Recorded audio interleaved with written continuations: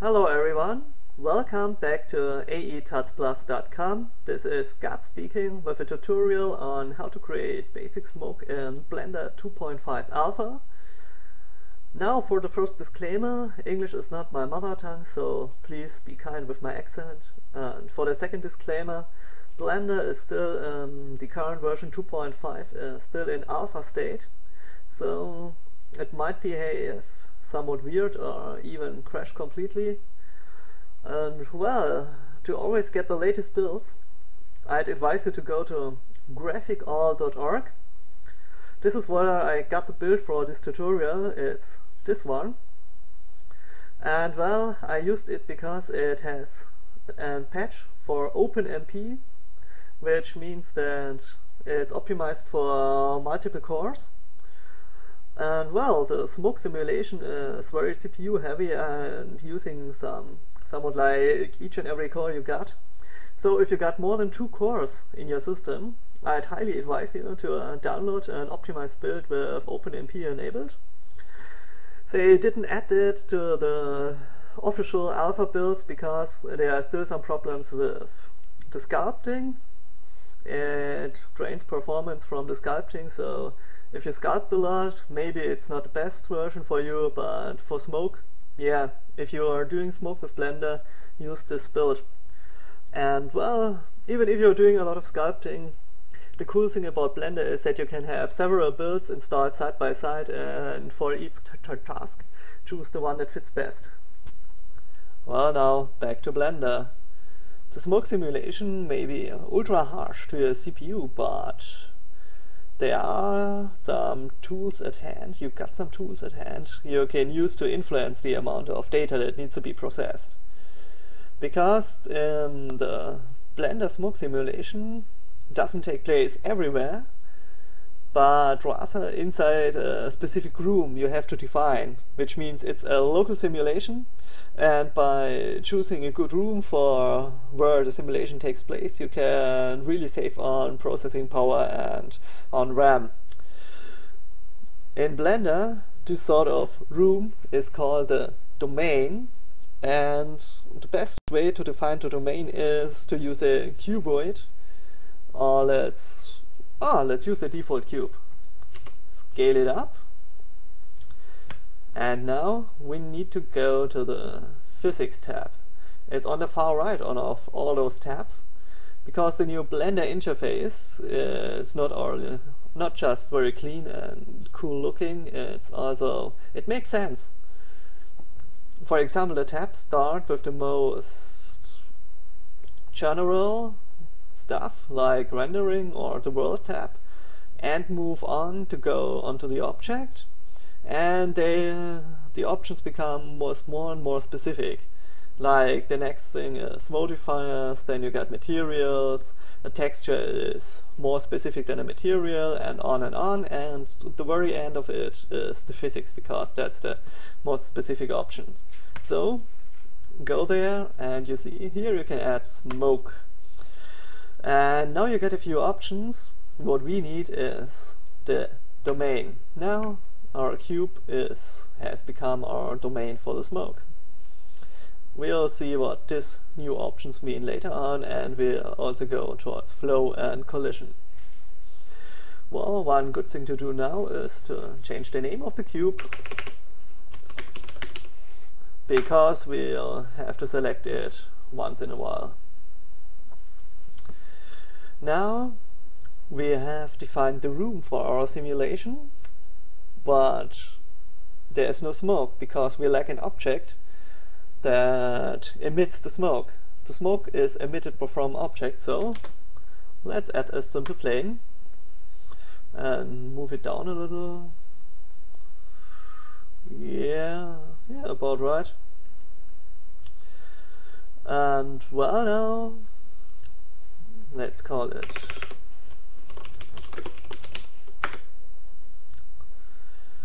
and yeah, now we can add a flow, which means that this is the object from which the smoke is emitted. But to be a bit more specific, the smoke isn't emitted from the object itself, but from a particle system. that's defined for the object. So let's set up a particle system.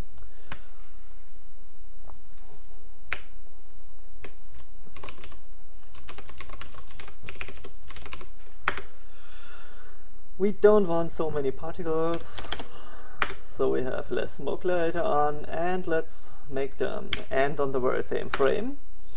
So they just stay there, and in order to have them really keep at its spot, we need to turn off the physics. Now they will just stay there and emit smoke for us. Yeah, and we also don't want to render the particles, and we don't want to render the emitter. So let's remove this. And yeah, let's display these particles anyway, so we can see from where our smoke will rise. Now we need to go back to the smoke panel and add the particle system. And let's check for all these options here. This here is the temperature difference to the temperature that's in the domain. And higher values mean, for example, if you get positive values on the domain, a higher value here means that the smoke will rise faster, for example. And this here is about the density. Usually it's at the highest value, but you can reduce the density if wanted. But now let's save. Well, now that we've saved our file, let's check out the smoke by hitting Alt-A. And well, normally that starts the animation, but in this case also the smoke simulation. On the top left corner we can see how fast things are going, and yeah, nearly 10 frames per second. That's really fast. So it should be over pretty soon. Well, it's just 250 frames here in Europe. That's 10 seconds because we got the PAL standard, and yeah, it starts again. Let's hit Alt-A once again and see how it looks. Oh, something's wrong, right?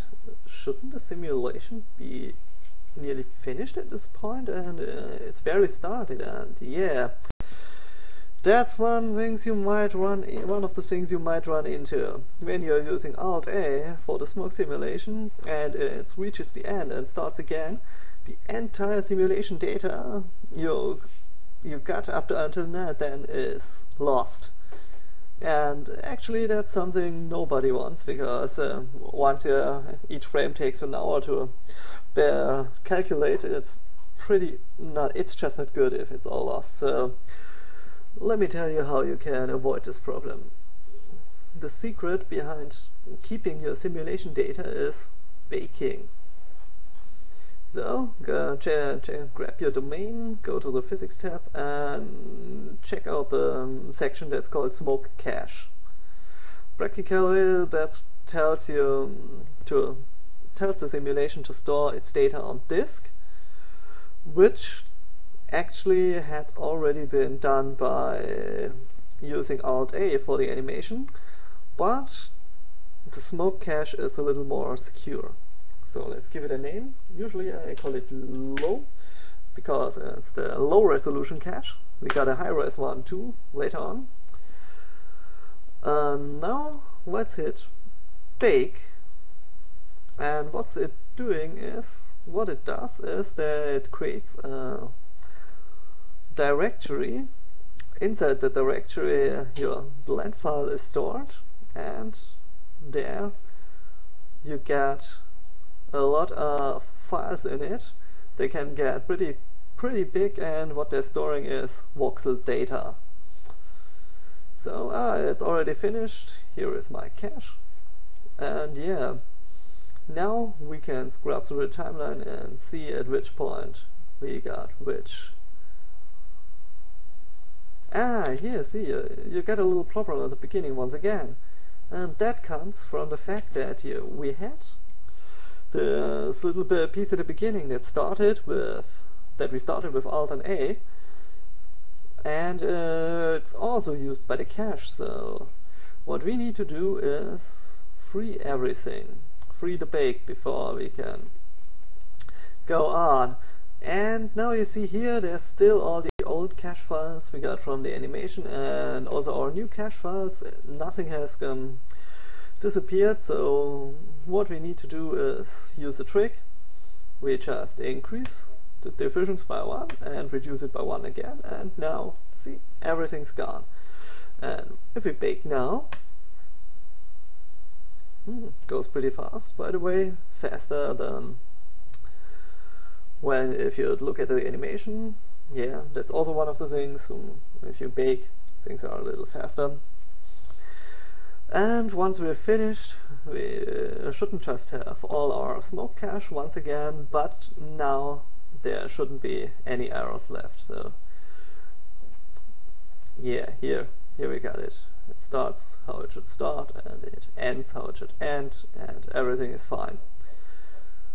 So yeah, I highly advise you always to bake, and before you bake, always keep your cache clean, check it that there's nothing left so you don't run into errors, because I just can't repeat myself often enough. Once you got a high-res big simulation, things can get very ugly if you lose your data or the system screws up. So yeah, it's a little sad that Blender is still in this alpha state, but if you want to use this anime, so if you want to use this smoke animation simulation, just avoid all the pitfalls, and believe me, there are a few more. But now let's render. It's render time. First, save once again. Let's add another light to brighten things up a little, and render again. And well, sorry, I rendered an animation, not an image. And you see, it's a cube. Well, that's because in order to render smoke, Blender uses a special system. The smoke data is voxel data, and to render voxel data you need to use some special kind of texture.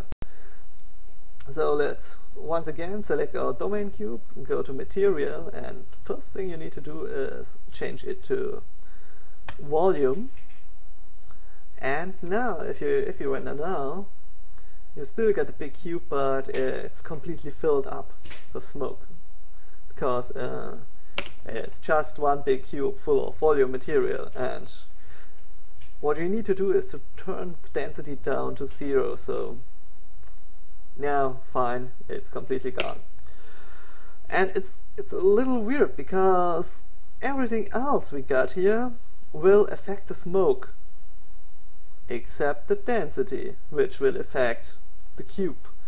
I think it's a little not so intuitive, and maybe things get changed later on, but it's the current way to go.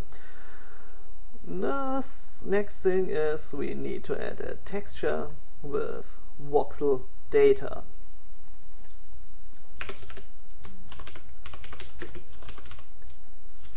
Yeah, let's call it smoke texture. And the file format, of course, is smoke. The domain object is our domain cube, and the source should be density. There are a few other things we can discuss later on, but no, for now choose density. And there's something very important. Also check this under influence, also check density. And now, we see something here, and let's save again and check the render. It's you can't really see it, but we can change this by making the horizon darker under the world tab. Now let's render again. Your very first smoke. It might not look very good, but it's your very first smoke, right? In order to get a little more contrast into it, turn up the density scale and scattering. Density scale basically affects the density of your smoke, while scattering means how much light gets diffused when it goes through. and a single value of around 2.5 to 3 of each makes some smoke that's pretty near to towards the smoke in the viewport here. You can see it pretty good right now, and we'll return to the settings later on once we got it high res with a lot more detail. You can really see better what each of the settings is doing. Now let's save once again and check out the options we got here under smoke. This is the most important value of them all. It's the number of divisions, which means it's practically it's the resolution of the simulation. It affects how sharp and how detailed the smoke is looking, and how well it adjusts to collision objects, and how well it reacts to a force field. Everything goes better if you turn this up. But there's also the problem that it really hogs not just your CPU, it also demands a lot of RAM. For example, I got 8 gigs in my system. That's the most I can install, and every once in a while I ran out of RAM because I turned the divisions up so high. Okay, so now let's use 46 divisions and bake it again. This time it really might take a while because, well, we doubled the resolution, but the domain has 3 dimensions and the divisions go into each dimension, so you don't have twice the render time, but twice for the first dimension, then double it again for the second dimension, so 4 times, and once again doubled for the third dimension, so rendering time increases by 8 times if you double the resolution of the domain. Same goes for the amount of data that needs to be stored on disk. Wow, this took a while, but fortunately the results look a lot better now.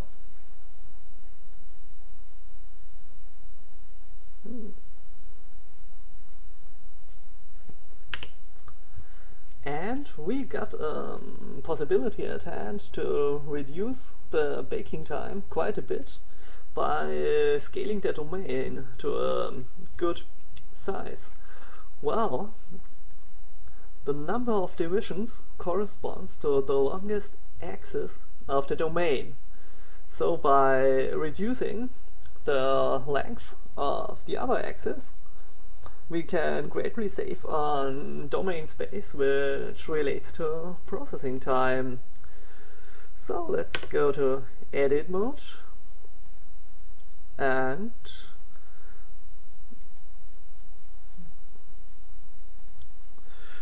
let's start working on the domain.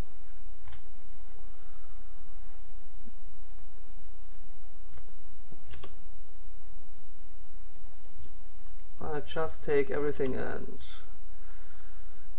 go 2 steps nearer to the smoke. 2, 2, 1, 2. Okay. Oh yeah. Maybe also get the bottom up a little. Not too near to the plane. And this also down a little. Suck. So now our domain has greatly reduced in size, and baking shouldn't take ages anymore. So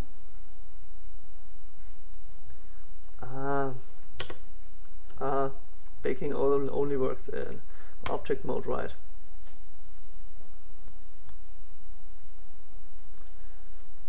So well, now let's render again. And what happened? Shouldn't it be a lot less? It's too It's too big, right? Well, that's because working on the domain in edit mode changed our UVs. So let's reverse everything and scale it in object mode.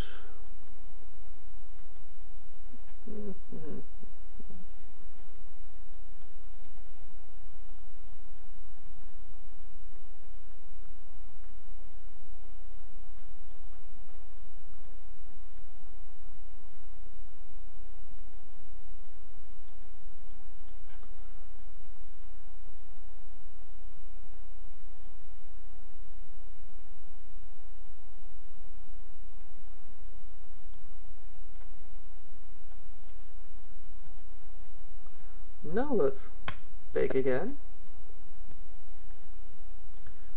Now, yeah, things are back to normal again.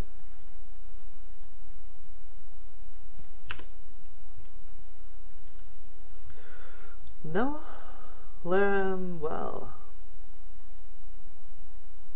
well, you've seen that the number of divisions, if you increase them, you really increase render time. And actually, yeah, sometimes it really blows your machine because you run out of RAM and everything crashes and stuff. And well, to get a good looking high resolution without too much processing power, the Blender guys have integrated something that's called Smoke High Resolution. And that's a very interesting concept. You can turn it on here, and you should also show the high resolution to see it in viewport. And well, what this does is it increases the resolution by the idea is that it takes detail from your simulation and re-adds it and recombines it in a different way to add more resolution. And it greatly saves processing power and greatly saves on RAM and on disk space needed. And well, yeah, you should always try to, if you want detailed smoke, you should always try to use the high resolution feature. So let's try it out. We create a high resolution cache, and now we could bake, but before we do this, let's increase the divisions once. Well, so let's choose 2. And well, each division greatly increases the amount of detail, so each division also still greatly increases rendering time and require disk space. So, well, I wouldn't set it higher than 5. Maybe in some cases you can go higher, but usually 5 is the max value, and for this tutorial let's keep it at 2. And we've got 2 different noise methods, the wavelet one and the fast Fourier transformation. And well, I stick with wavelet here. The other one practically creates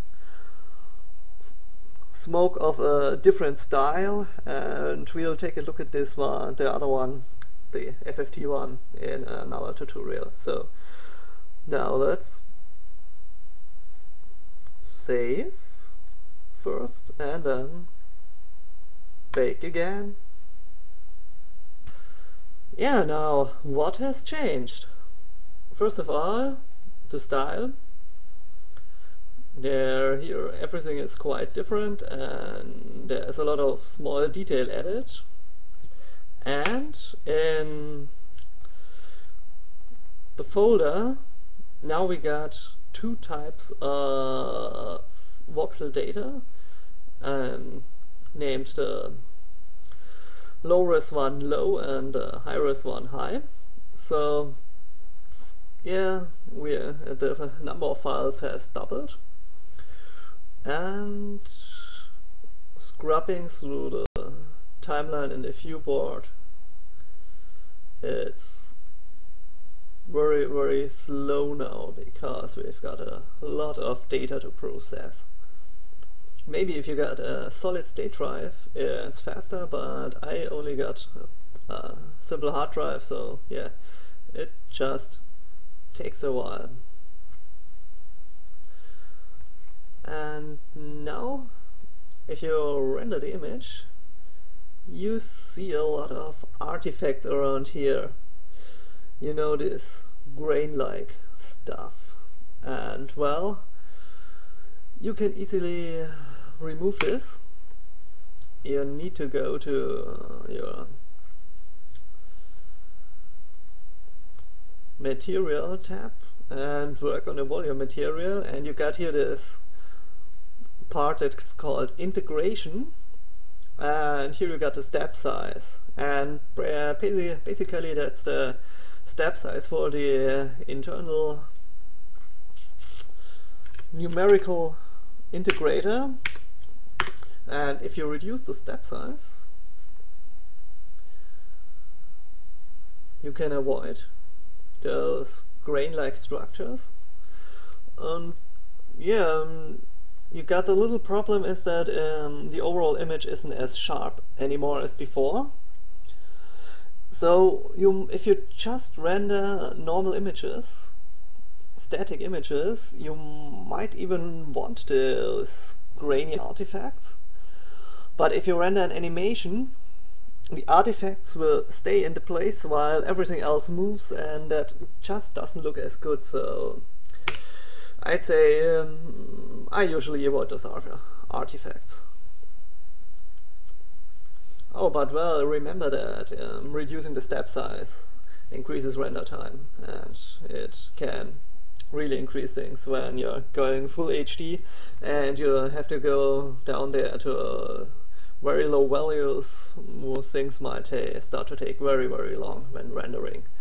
And see here, this part of your high-res smoke, it wasn't there when we had the normal resolution. So high resolution can drastically change the style of your smoke. So the idea that you start your work with your tests or do all your tests with a low resolution and only for the final render go up to very high resolutions, it doesn't work. You always need to have your testing data at the same resolution as you want your renderer, at least for your simulation data, because things change drastically, not just by adding higher resolution, but also changing the divisions of the domain or the domain itself. Things can get pretty different with different settings, so it's a little problematic to work with the smoke simulation if you want high resolution scenes. That's it for the first part. At the end I've added a few test renders that should help you get a feeling of what it means when you change the divisions or change the high resolution. I hope you enjoyed the tutorial, and I always appreciate questions and comments. Goodbye.